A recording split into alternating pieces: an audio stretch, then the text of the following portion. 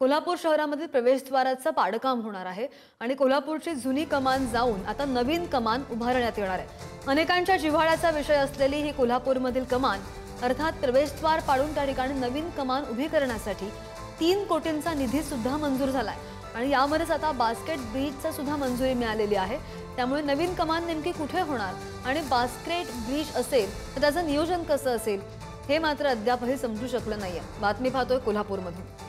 कोल्हापूरचा प्रवेशद्वार या ठिकाणी पूर्णपणे पाडण्यात आलेला आहे। रात्रीचे जवळपास 12 वाजण्याच्या सुमारास ही पूर्ण कमान जी आहे ती आता डिमोलाइज करण्यात आलेली आहे आणि हे सगळा मलबा जो आहे तो आपण पाहतोय।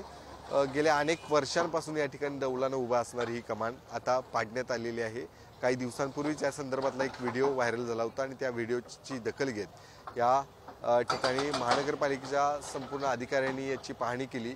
हा धोकादायक स्थितीत असल्याचं त्या ठिकाणी कळाल्यानंतर तात्काळच हा संपूर्ण कमान जी आहे ती पाडण्याचा निर्णय झाला आणि तात्काळच 3 कोटी रुपयांचा एक निधी देखील या ठिकाणी मंजूर झाला।